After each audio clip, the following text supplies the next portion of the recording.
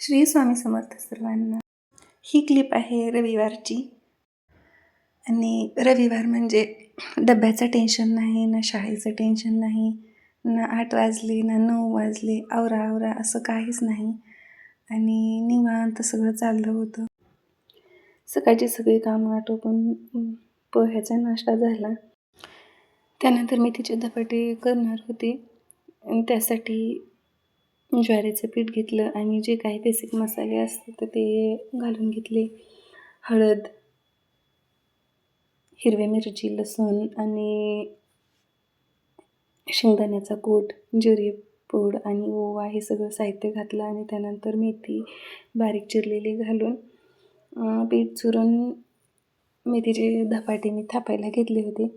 कारण आम्हाला जायचं होतं बाहेर म्हणजे आता आम्ही तिघींनी ठरवलं होतं की डबे घेऊन बाहेर जेवायला जायचं आणि तिघींनी वेगळं स्वयंपाक करून घेऊन यायचा.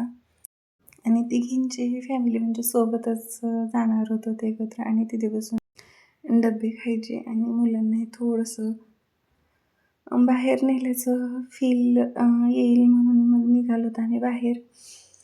मला मात्र उशीर होत होता म्हणून मी दोन्ही गॅसवर तवे ठेवले आणि दोन्ही बाजूंनी धपाटे भाजून घेतले. कारण खूपच उशीर होत होता, 11:30 तर वाजत आलेच होते. आणि त्यानंतर मग माझं आवरायचं, मुलांचं आवरायचं म्हणून मग मी दोन्हीकडं तवे ठेवले आणि ते धपाटे सगळे भाजून घेतले. धपाटे भाजले आणि मुलांना सपक खिचडी केली होती.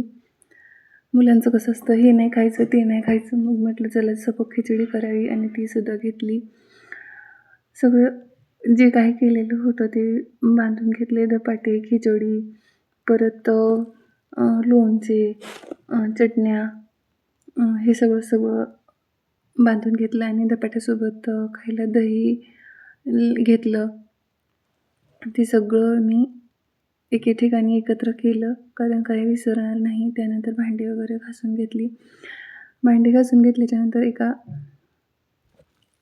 पिशवीमध्ये ते सगळं भरून घेतलं. काही ताटं, वाट्या, जेवणासाठी लागणारं जे काही साहित्य असेल ते घेतलं. आता सगळं आवरून घेतलं आणि माझं राहिलं होतं आणि मुलांचंही राहिलं होतं. मग मी आणि मुलं सगळे आवरून घेतलं. मग काय एकमेकींना केले फोन, झालं का, आवरलं का म्हणून. सगळ्यांचं आवरलं होतं आणि सगळेच घरून निघाले होते.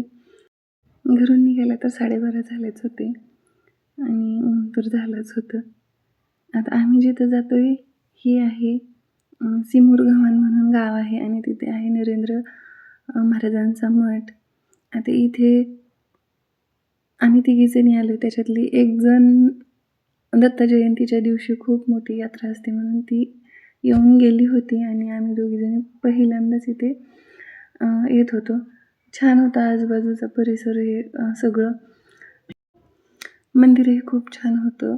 रविवार असल्यामुळे एवढी काही गर्दी नव्हती. दत्त जयंतीच्या दिवशी खूप गर्दी आणि यात्रा असते असं माझी मैत्रीण म्हणाली होती.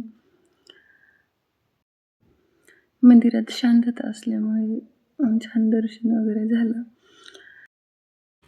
ज्यांच्या इच्छा, मनोकामना काही मागितल्या असतील आणि त्या पूर्ण झाल्या असतील, त्या पूर्ण होण्यासाठी जे काही बोललं जातं, नवस वगैरे किंवा वाऱ्या, तर ते दर आठवड्याला येऊन पूर्ण करतात. 11 वाऱ्या, 5 वाऱ्या, 7 वाऱ्या असं.